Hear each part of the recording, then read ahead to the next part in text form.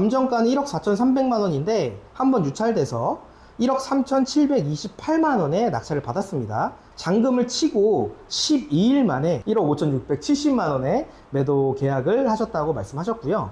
액면상 시세 차익은 1,942만 원이고요. 이 간접등까지는 괜찮은데 이거 보이세요? 이런 조명 속에서도 우리 수강생분은 단기간에 매도를 했다. 단기간에 매도가 안 된다라고 하시는 거는 핑계입니다. 안녕하세요, 건물주입니다. 오늘은 경기도 부천에 왔습니다. 경매가 진행 중인 물건이 있어서 온 게 아니라 저희 실전반 수강생분께서 경매로 낙찰을 받고 단기간에 매도를 하셨다 그래서 제가 현장에 와 있습니다. 단기 매도라고 하면 부정적으로 생각하시는 분들이 있어요. 부동산 분위기가 좋지 않은데 단기간에 매도한다는 거 그게 말이 되나? 라고 얘기를 하시는 분들이 많거든요. 전 영상에서도 말씀을 드렸지만 단기간에 매도가 가능하다고 말씀을 드렸어요. 그럼 얼마나 단기간에 매도를 했는지 제가 말씀을 드리면요, 놀라지 마세요. 소유권 이전을 하시고 나서 무려 12일 만에 매도를 하셨습니다. 와! 그러면 이 시기에 어떤 물건을 낙찰을 받아서 얼마의 수익이 났는지 저희 수강생분을 모셨거든요. 조금 이따가 인터뷰 때 자세한 내용을 여쭤보는 걸로 하고요. 외관을 한번 좀 설명을 드리겠습니다. 제가 서 있는 이 건물입니다. 여기는 총 8층 건물로 되어 있습니다. 1층은 주차장으로 되어 있고요. 차단기는 현재 있지는 않습니다. 2층, 3층은 오피스텔로 되어 있고요. 한 층에 4개 호실로 나눠져 있습니다. 그리고 4층, 5층, 6층, 7층, 8층은 아파트, 도시형 생활주택으로 현재 되어 있습니다. 그래서 저희 수강생분이 낙찰 받은 물건은 도시형 생활주택 물건입니다. 이 물건의 사용 승일은 11년도 12월에 준공된 물건이고요. 13년 정도 된 건물인데 컨디션이 그렇게 나쁘진 않습니다. 좀 이따가 내부를 살펴보면서 말씀을 드리도록 하겠습니다. 여기는 현재 주차장으로 되어 있고요. 앞에는 이제 공동 현관문이 이렇게 현재 되어 있습니다. 그럼 한번 안으로 들어가 보실게요. 내부로 들어왔는데요. 여기는 엘리베이터가 있고 이쪽엔 계단실로 구성이 되어 있습니다. 저희 수강생분이 낙찰 받은 물건은 8층 꼭대기 물건입니다. 8층인데 엘리베이터가 없으면 사실 임대 놓기도 쉽지 않잖아요. 아예 어렵다고 봐야죠. 근데 이 물건은 엘리베이터가 있기 때문에 전혀 문제가 되지 않습니다. 엘리베이터가 지금 굉장히 넓습니다. 그러면 한번 안으로 들어가 보실게요. 현관에 들어왔습니다.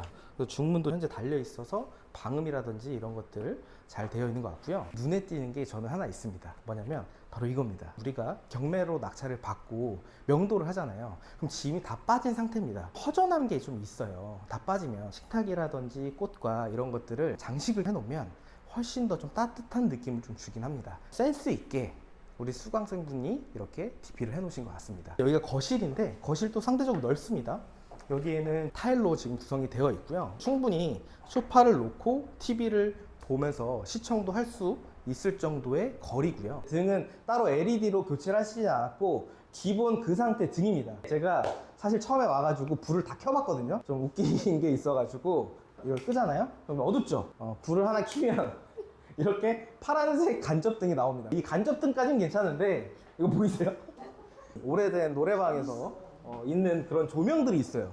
이런 조명 속에서도 우리 수강생분은 단기간에 매도를 했다. 단기간에 매도가 안 된다라고 하시는 거는 핑계입니다. 그리고 창도 굉장히 커요. 앞에 보면 여기도 지금 오피스텔이라든지 아파트가 있는데 사생활 보호 관련해가지고 기본적으로 여기가 좀 세팅이 다 되어 있더라고요. 센스 있게 시공이 잘 되었었던 것 같습니다. 그리고 여기는 수강생분이 도배랑 미장 조금 하신 부분들이 있대요. 크랙 간 거 외에는 수리는 별도로 하신 거는 없습니다. 현재 도배도 깔끔하게 다 되어 있고요.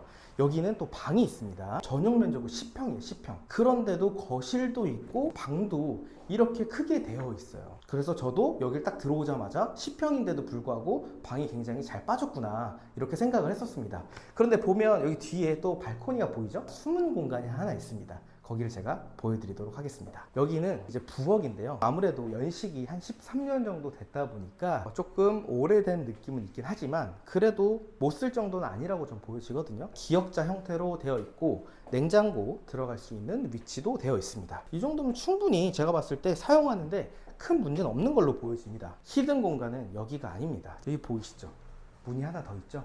여기가 정말 히든입니다. 경매지에 도면이 있었습니다. 도면으로 봤었을 때는 여기가 1.5룸이었어요. 여기 아까 보였다시피 거실이 있었고 그 다음에 방이 있었잖아요. 그리고 주방 그리고 화장실 하나로 구성이 되어 있는 걸로 도면상에는 나와 있었습니다. 그런데 실제로 보니까 방이 하나 더 있습니다. 한번 보여드릴게요. 아담한 방이긴 한데 방이 아예 없는 것보다 방이 있는 게 훨씬 더 좋겠죠. 여기는 지금 작지만 창도 있고 환기가 좀 더 잘 되네요. 바람도 훅 들어오거든요. 작은 방이지만 방이 하나 더 있는 1.5룸이 아닌 2룸입니다. 2룸이기 때문에 이 물건은 저희 수강생분이 낙찰을 받을 수 있었다고 저는 생각을 합니다. 이 물건은 감정가가 1억 4,300만 원인데요. 한번 유찰돼서 1억에 시작을 했었던 물건입니다. 그런데 무려 입찰자가 수강생분 포함해서 11분이 입찰을 하셨습니다. 1억 3,728만 원에 낙찰을 받으셨고요. 감정가 대비 96%의 낙찰을 받으셨습니다. 아니, 감정가에서 96%를 낙찰받으면 돈이 남나? 그럴 것 같으면 일반 매매로 사는 게 낫지 왜 그렇게 했을까? 라고 생각을 분명히 하셨을 겁니다. 이 물건은 10평밖에 되지 않고 도면상에 1.5룸처럼 나와 있었기 때문에 감정이 잘못됐었던 겁니다.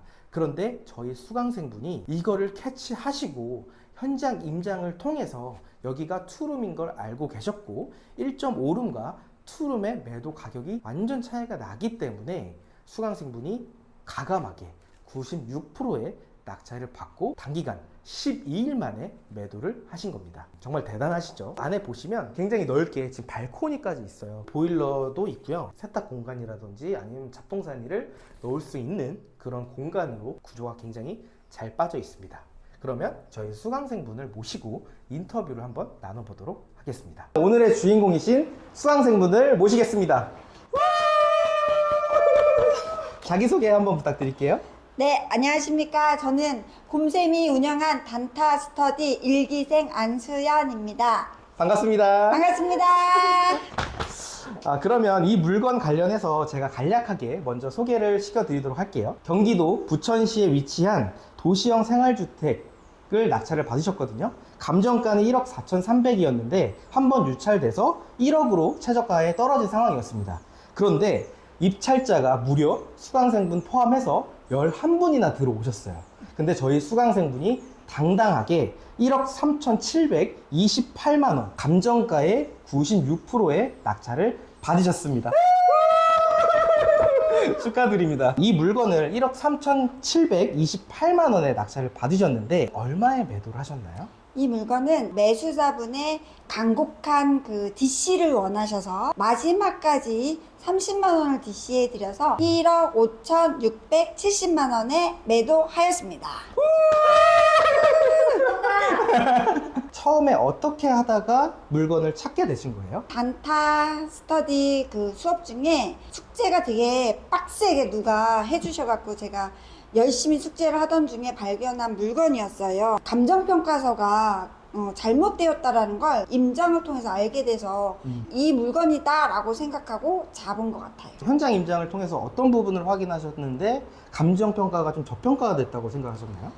감정평가에서는 여기가 도면상 1.5룸이어서 저는 그냥 숙제다 라고 생각을 했는데 부동산에 임장을 하면서 여기 투룸이에요 라고 얘기하면서 사람들이 안 들어가겠다 라고 생각을 했고 이거 빨리 팔리겠구나 라고 생각을 했습니다. 다 곰쌤의 그 공부 덕에. 감사합니다.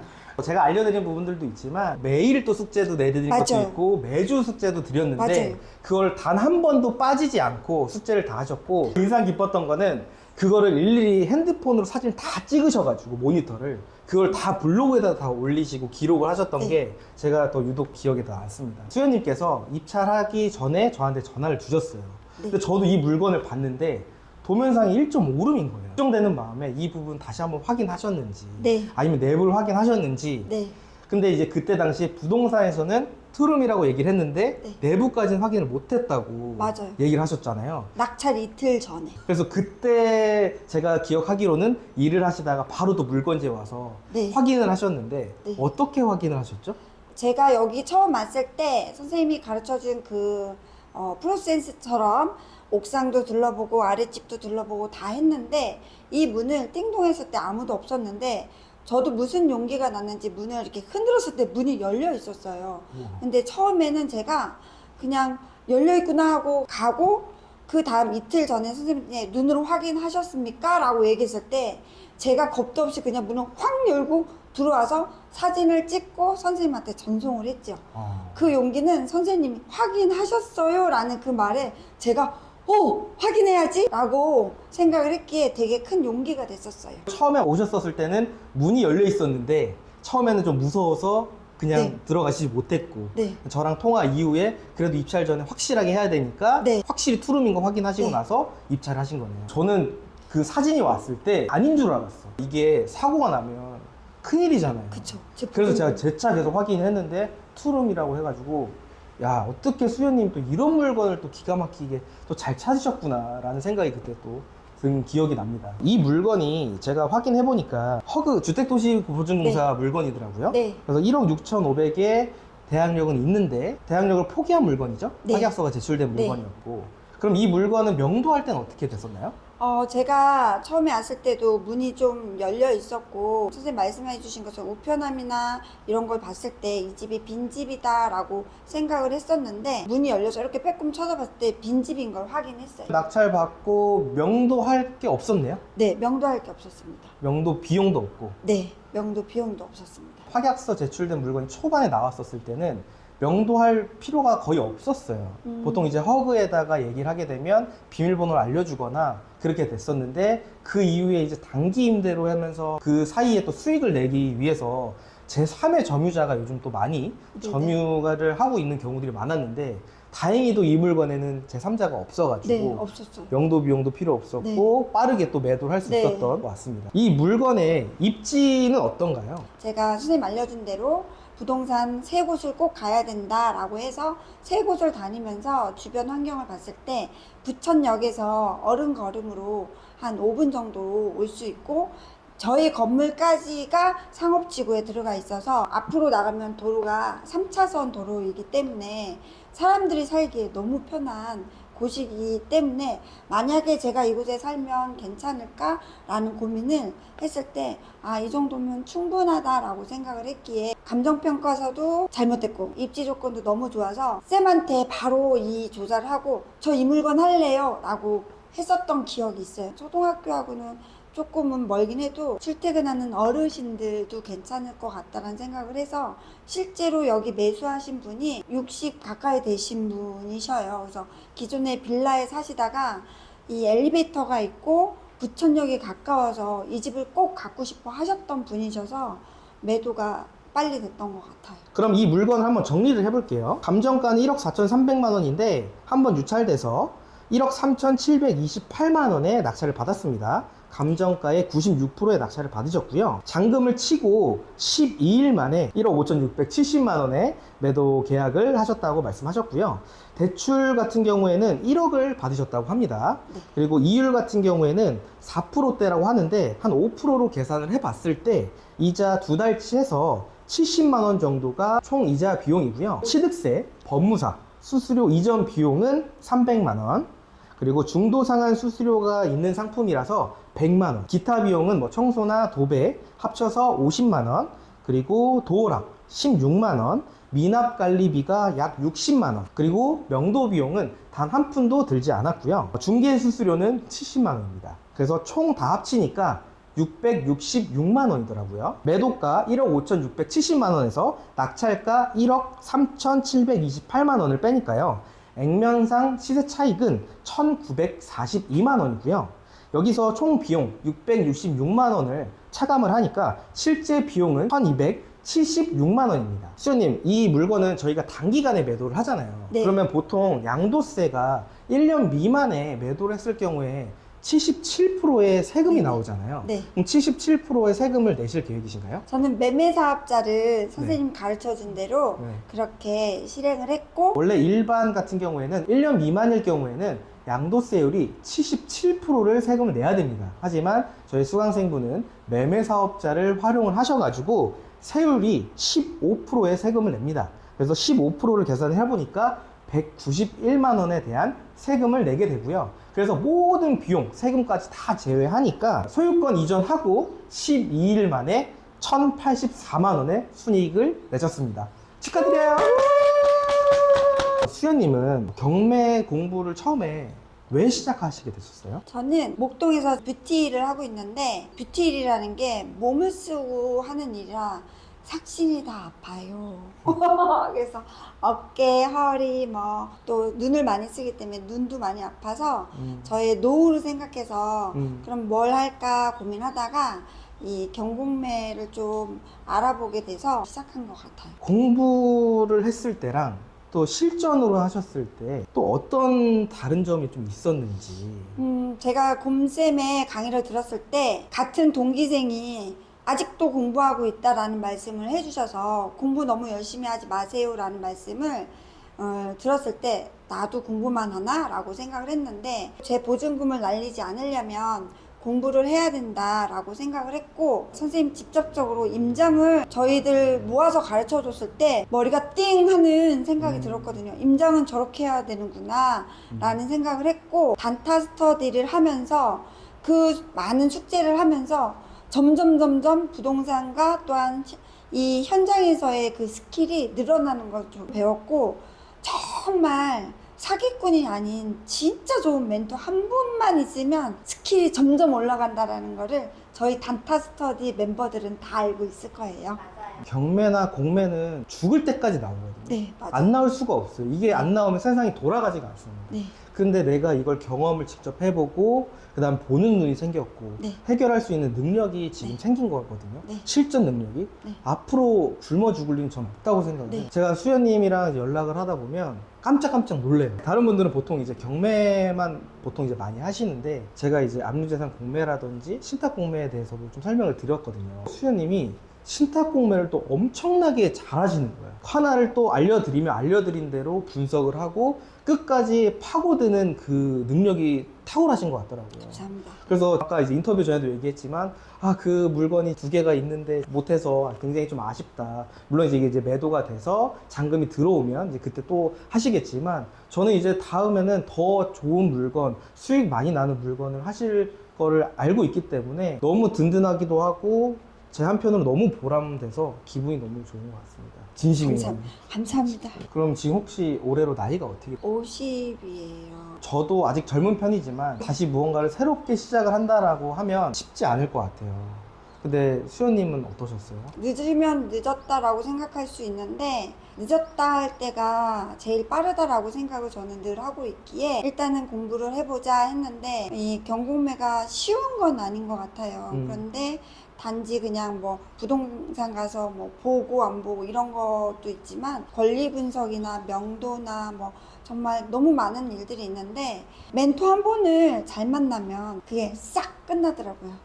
그래서 저는 늦지 않았다라고 생각하고 다른 분들이 막 이걸 해야 되나 말아야 되나 고민할 때 시작했으면 좋겠다라는 생각을 하고 쌤이 늘 얘기하듯이 포기하지 마세요 라는 그 한마디가 저한테 되게 큰 용기가 됐어요. 포기하지 않고 끝까지 하면 경공매는 계속 부가 늘어날 것 같다라는 생각을 하고 있는 사람입니다. 진짜 말씀 너무 잘하시고 약간 좀 소름 돋았어요. 그 멘토가 혹시 누군지. 바로 옆에 누군가 있는데 제가 그 코칭반을 운영을 할 때 저한테 오셔가지고 저 쌤 다가구가 너무 하고 싶은데 코칭반 하면 안 되겠냐고 저한테 얘기를 하셨는데 제가 그때 그거 하지 마세요. 그거 하실 시기가 아닙니다.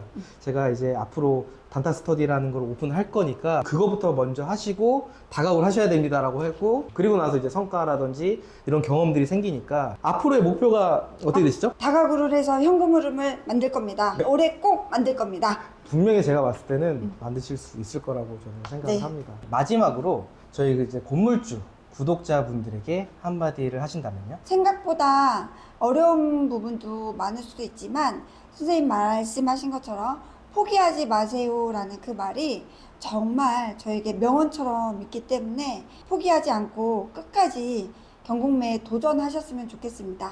그리고 일단 좋은 멘토 만나셔야 해요. 저는 제가 죽을 때까지 선생님 옆에 딱 붙어 있을 거예요. 감사합니다. 오늘 이제 수연님이 평일에 이제 일을 빼셔서 인터뷰를 이제 응해 주셨는데 일단 너무 감사하다는 말씀을 드리고 싶고요. 수연님을 보니까 되게 감개무량해요. 기분도 너무 좋고 제가 또 이 일을 하면서 가장 큰 보람이지 않나 라는 생각이 또 듭니다. 구독자분들이 이 영상을 보고 수연님도 했으니까 나도 할 수 있겠다 라는 용기를 좀 드리고 싶은 게 가장 컸어요. 공부만 한다고 해서 다 해결되지는 않습니다. 물론 공부는 무조건 필수예요. 왜냐면 보증금 자체가 1000단위 이상 금액이 들어가다 보니까 내 소중한 투자금을 지키기 위해서는 공부는 필수입니다.